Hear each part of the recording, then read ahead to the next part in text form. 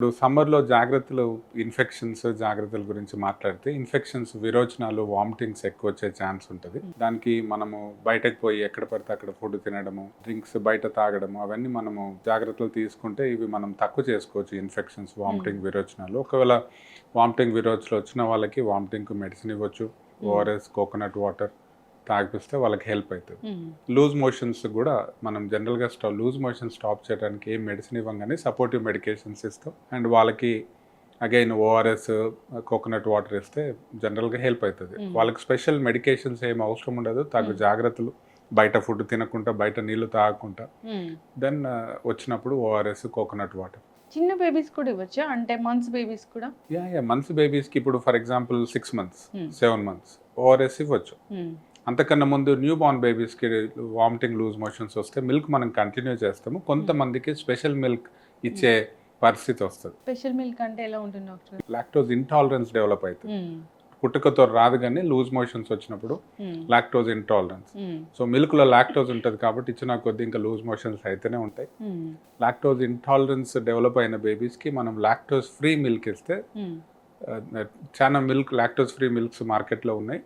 అది lactose free milk బేబీస్కి ఇస్తే loose motions అవి సెట్ అవుతాయి. వ్యాక్సిన్స్ కూడా ఇస్తూ ఉంటారు కదా ఈ డయేరియాకి సంబంధించి, అయినా ఎందుకు వస్తాయి డాక్టర్ గారు? వ్యాక్సిన్ ప్రివెంట్ చేయదా? అంటే డయేరియా జనరల్గా మనం ఇనిషియల్గా రోటా వైరస్ వ్యాక్సిన్ ఇస్తాం.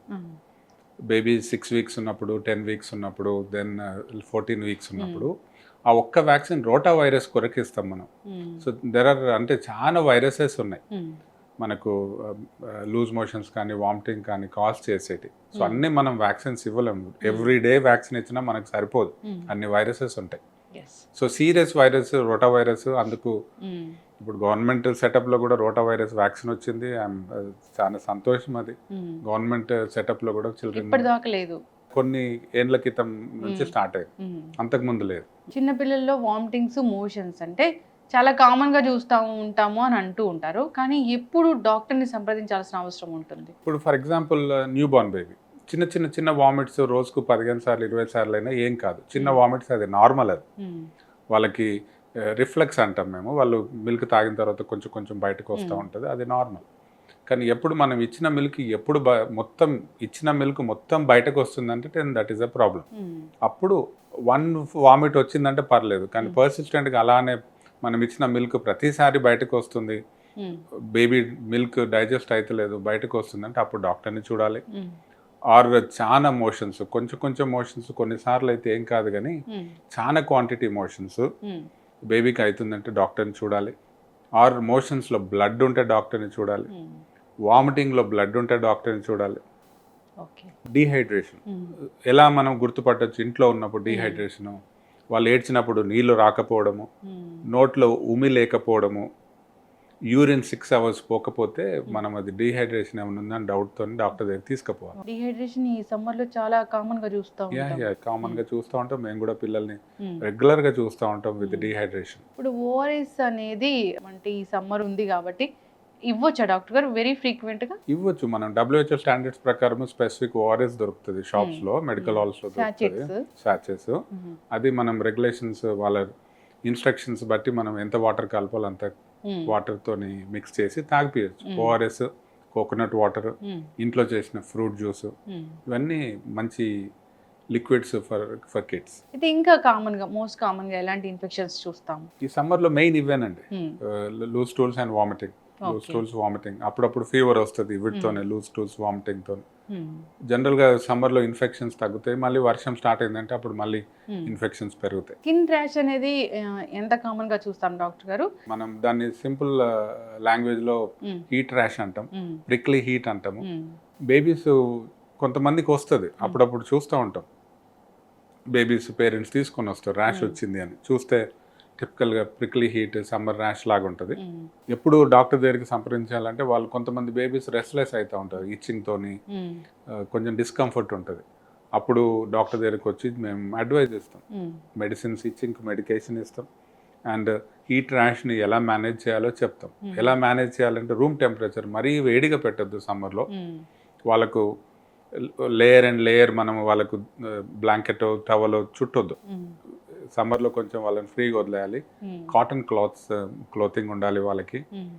దెన్ హీట్ ర్యాష్ డెవలప్ అయినప్పుడు అక్కడ మనం కోల్డ్ కంప్రెస్ పెడితే ఆ ర్యాష్ మీద కోల్డ్ కంప్రెస్ పెట్టి లోషన్ ఉంటుంది మనకు simple calamine lotion, cold compress పెట్టి క్యాలమైన్ లోషన్ ఇచ్చింగ్కి మెడిసిన్ ఇస్తే సెట్ అవుతుంది. But room temperature, clothing is also important. చిన్న చిన్న పిల్లలు కదా, చాలా హైజీన్ ఉంచుతాం కదా, యూరిన్ ఇన్ఫెక్షన్ అనేది ఎందుకు వస్తుంది? కరెక్ట్. ఎక్కువ పర్సంటేజ్ ఆఫ్ చిల్డ్రన్ పీడియాట్రిక్ పాపులేషన్లో యూరిన్ ఇన్ఫెక్షన్ ఎందుకు వస్తుంది అంటే దానికి రీజన్ ఉండదు.